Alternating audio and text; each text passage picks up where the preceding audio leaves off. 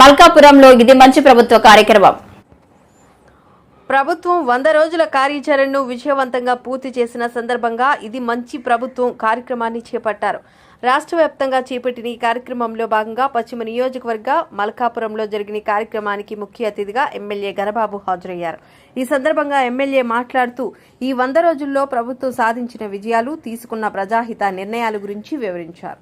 అనంతరం ఇంటింటికి వెళ్లి పేదలకి ఇచ్చిన హామీ ప్రకారం 4,000 రూపాయల పెన్షన్ మరియు జగన్మోహన్ రెడ్డి భూ సంస్కరణల పేరుతో తీసుకొచ్చిన నల్ల చట్టాన్ని రద్దు చేసి పేదల ఆకలి తీర్చే అన్నా క్యాంటీన్లు నెలకొల్పడం వంటి కార్యక్రమాలు పాంప్లెంట్ రూపంలో వారికి అందజేసి వివరించడం జరిగింది. ఇది మంచి ప్రభుత్వం కార్యక్రమం ఈరోజు ప్రారంభమైంది. రాష్ట్రం అంతా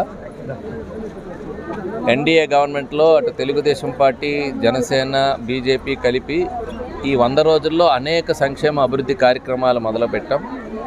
ముఖ్యంగా ఒక లోటు బడ్జెట్తో, ఒక అప్పుతో ఖజానా ఖాళీ చేసి ఈరోజు జగన్ రెడ్డి గారు మనకి ఈ ప్రభుత్వానికి అప్పచెప్తే, ప్రభుత్వం ఏర్పాటు అయినప్పటి నుంచి కూడా నిధుల సేకరణలో ఒకవైపు కేంద్రం సహకారం, అటు పోలవరం ప్రాజెక్టుని మరలా పునఃప్రారంభించుకున్నాం, నిధులు సేకరించాం, అమరావతి ప్రాజెక్టుకి నిధులు మంజూరు చేసుకొని పనులు ప్రారంభించుకున్నాం. ఒకవైపు ఏవైతే గతంలో ఆగిపోయినటువంటి బిల్స్, అటు ఆరోగ్యశ్రీకి, ఈరోజు హాస్పిటల్స్కి బకాయి పడ్డటువంటి రిలీజ్ చేసుకున్నాం.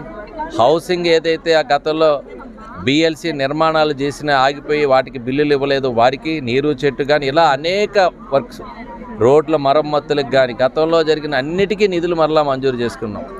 పెన్షన్ మొట్టమొదటి నెల నుంచే 1,000 రూపాయలు పెంచినటువంటి ఒక బృహత్తర కార్యక్రమం, ఎంతో నిధులు అవసరమైనటువంటి కార్యక్రమం కూడా పేదవాడికి ఇచ్చేటువంటి కార్యక్రమం కాబట్టి దాన్ని కూడా ప్రారంభించుకున్నాం.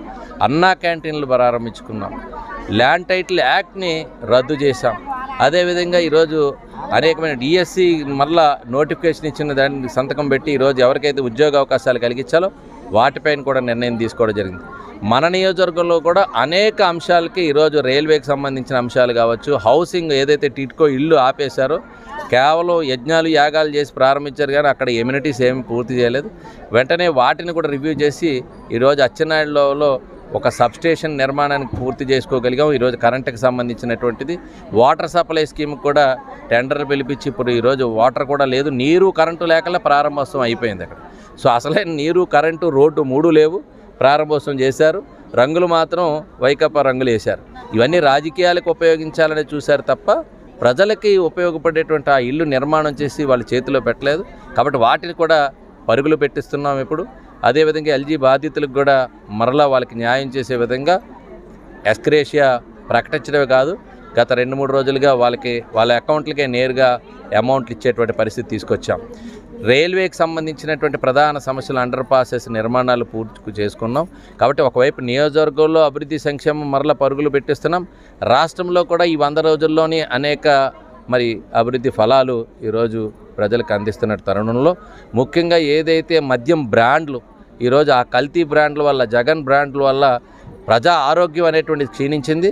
కోవిడ్ ఒకవైపు మహమ్మారి అయితే ఈ బ్రాండ్ల వల్ల కొంత ఆరోగ్యాలు పాడైనటువంటి ప్రజానీకానికి ఈరోజు మరలా